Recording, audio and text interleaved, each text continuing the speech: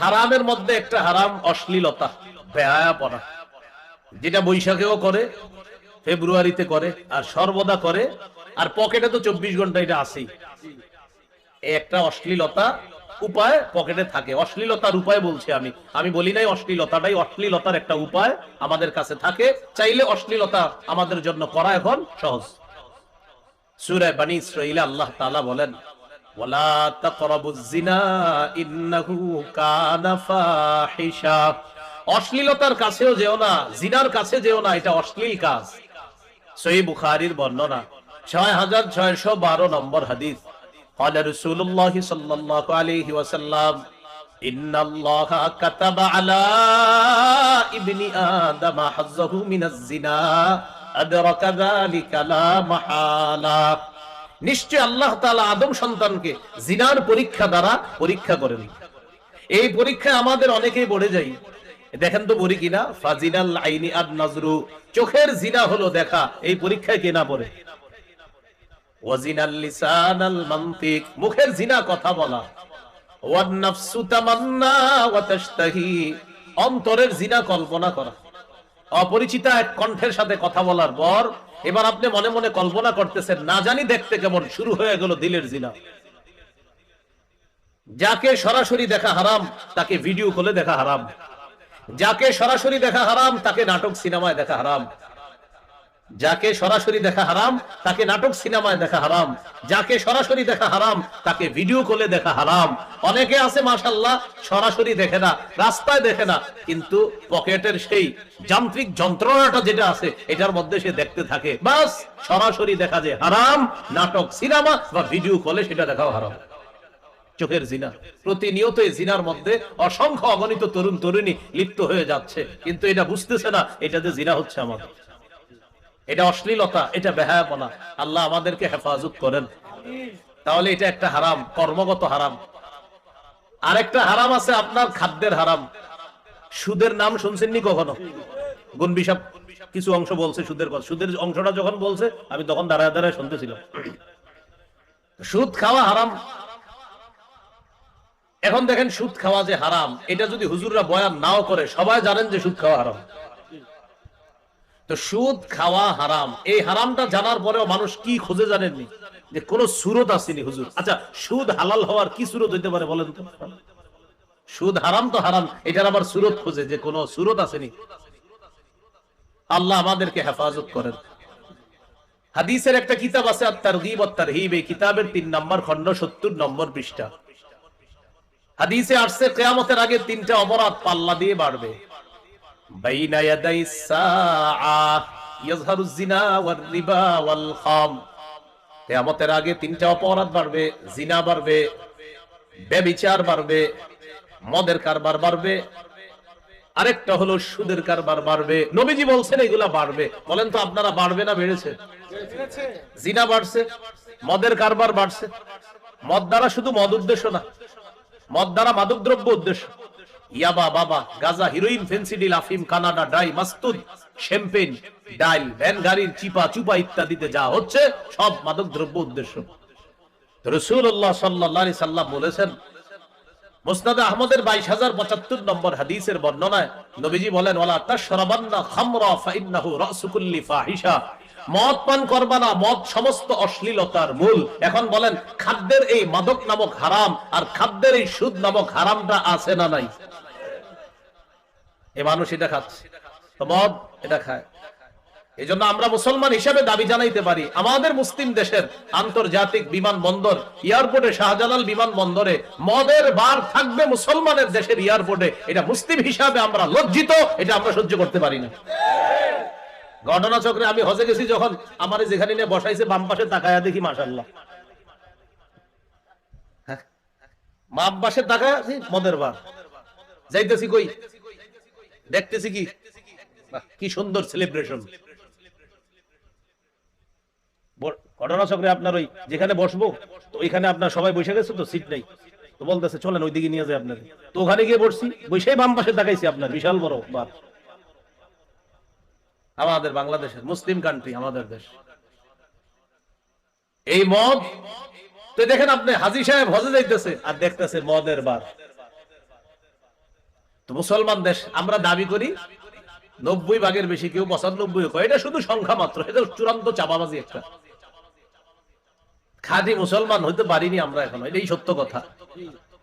তো বলছিলাম খাদ্যের হারাম, মদ এটা খাদ্যের হারাম, সুদ এটা হারাম। আল্লাহ তাআলা বলেন সূরা আলী ইমরানের 130 নম্বর আয়াত, ইয়া আইয়ুহাল্লাযীনা আমানু লা তাকুলুর রিবা আযআফাম মুদাআফা, হে ঈমানদারগণ তোমরা বহুগুণে বৃদ্ধি করে, চক্রাকারে বৃদ্ধি করে সুদ খেও না। চক্রাকারে বৃদ্ধি করার কয়েকটা সিস্টেম। একটা হলো আপনার কাছ থেকে 100 টাকা ঋণ আনছি আমি, সুদ 10 টাকা, এ আবার 120 টাকা সুদে লাগায়, এ আবার 130 টাকা। মূল টাকা কত? প্রথমে কত টাকার সুদ? 10। ও আবার 100 টাকা ঋণ নিয়ে আরেক জায়গায় 120 টাকা লাগায়, ও আবার 130 টাকা। এটা একটা। আরেকটা হলো আগামী মাসের 1 তারিখে আপনি সুদের অংশ পরিশোধ করার কথা, 2 তারিখ হয়ে গেলে টাকা বাড়বে, 3 তারিখ হইলে টাকা বাড়বে, প্রতিনিয়ত সুদের অংশ বাড়তে থাকবে। আল্লাহ তাআলা বলে দিলেন বহুগুণে চক্রাকারে বৃদ্ধি করে তোমরা সুদ খেও না। এই সুদের মাধ্যমে অনেক মানুষ আপনার টাকা পয়সা বাড়ায় আর চিন্তা করে হজ করে আমি ভালো হয়ে যাব। হ্যাঁ, কত সোজা যে বিষয়টা আপনি ভাবতেছেন। তো রাসূলুল্লাহ সাল্লাল্লাহু আলাইহি সাল্লাম বলেন হারাম থেকে বাঁচো। তাহলে কর্মগত হারাম, খাদ্যের হারাম, কথার হারাম, এই সমস্ত হারাম থেকে বাঁচতে হবে। আল্লাহ হেফাজত করেন। কথার হারাম, মিথ্যা কথা বলা। ক্বালা রাসূলুল্লাহ সাল্লাল্লাহু আলাইহি ওয়াসাল্লাম ইয়্যাকুম ওয়াল কাযিব, মিথ্যা থেকে বাঁচো। ফাইন্নাল কাযিবা ইয়াহদি ইলাল ফুজুর ওয়া ইন্নাল ফুজুরা ইয়াহদি ইলান নার। মিথ্যা থেকে বাঁচো। মিথ্যা পাপের রাস্তা দেখায়, পাপ জাহান্নামের রাস্তা দেখায়। বলি নাউজুবিল্লাহ। আমরা মিথ্যা কথা বলতে অনেক সময় মনে করি না খেলায় খেলায় বলে ফেলি। বাচ্চাকে যখন আপনি ডাকেন তখনও মিথ্যা বলা যাবে না। আব্বু এদিকে আসো, তোমাকে চিপস দিব, আপনি আসার পরে তাকে চিপস দেন নাই, মিথ্যা কথা। মাঝে মাঝে বাচ্চারা বলেন আব্বু আসো আসো আসো তোমারে মজা দিব, তো আসার পরে আপনি মজা দেন নাই, মিথ্যা কথা। আবু দাউদের হাদিসে আসছে রাসূলুল্লাহ সাল্লাল্লাহু আলাইহি সাল্লামের এক সাহাবী নাম আব্দুল্লাহ ইবনে আমির, নবীজি তার বাড়িতে আছে। আব্দুল্লাহ ইবনে আমির রাদিয়াল্লাহু তাআলা আনহুর আম্মা তাকে ডাকলেন, তাআল আব্বু এদিকে আসো। কেন? তোমাকে আমি কিছু দিব। নবীজি বললেন এই তুমি যে ওরে ডাকলা কিছু দেওয়ার জন্য, কি দিবা? তো তখন তিনি বললেন হুজুর আমি তাকে উতিহি তামারা, আমি তাকে খেজুর দিব। নবীজি বললেন আসলে খেজুর দিবা তো? যদি তুমি ডাকার পরেও তাকে খেজুর না দাও, কুতিবাত ইনদাল্লাহি মিনকি কাযিবা, আল্লাহর দরবারে তোমার নামে একটা মিথ্যা লেখা হয়ে যাবে। বলে দেন এই ভুলগুলো আমরা প্রতিনিয়ত করতেছি। আব্বু এদিকে আসো মজা দিব, আসার পর দেন নাই, এই কাজ করেন না। আল্লাহ আমাদেরকে হেফাজত করেন। ইত্তাকিল মাহারিম, হারাম থেকে বাঁচো। রাসূলুল্লাহ সাল্লাল্লাহু আলাইহি সাল্লাম বলেন মানুষের মাঝে সবচাইতে শ্রেষ্ঠ আবেদ হয়ে যাবা। আল্লাহ আমাদেরকে হারাম থেকে বাঁচার তৌফিক দান করেন। এগুলো 4 নাম্বার কথা। 5 নাম্বার, এটা আমার সাথে বলেন, বলেন পাপ হয়ে গেলে সবার কাছে বলে বেড়াবো না। প্রয়োজনে কোন আল্লাহওয়ালা বুজুর্গের কাছে পার্সোনাল ভাবে বলা যায়। যেমন আজকের পীর সাহেব আল্লামা ফজলে এলাহি দামাত বরকাতুহুম, প্রয়োজনে হযরতের কাছে বলেন, ব্যক্তিগত ভাবে পাপের কথা বলা যাবে, সবার কাছে বলা যাবে। মানে আমি হুজুরের নাম বললাম, শুধু হুজুর হতে পারে, আপনাদের এলাকার কোনো বুজুর্গ আলেম হতে পারে, তার কাছে গিয়ে আপনি বললেন হযরত আমি তো অনেক চেষ্টা করতেছি পাপ থেকে বাঁচতে, আমি বাঁচতে পারতেছি না, আমি কি করব? হুজুরে শুধু পার্সোনাল বলতে পারেন, হয়তো তিনি কোনো উপায় আপনাকে বলে দিবে যে এই এই কাজ করেন, ইনশাআল্লাহ আপনি বাঁচবেন। সবার কাছে বলে বেড়াবেন না, সবার কাছে প্রকাশ করবেন না। সহিহ বুখারীর বর্ণনা, রাসূলুল্লাহ সাল্লাল্লাহু আলাইহি ওয়াসাল্লাম বলেন কুল্লু উম্মতি মুআফান ইল্লাল মুজাহিরিনা, আমার উম্মতের সকলকে মাফ করে দিবেন বলে আমি নবী আশাবাদী। ইল্লাল মুজাহিরিনা, তবে তাদেরকে মাফ করবে না যারা গুনাহ প্রকাশ করে দেয়। কি করে দেয়? প্রকাশ।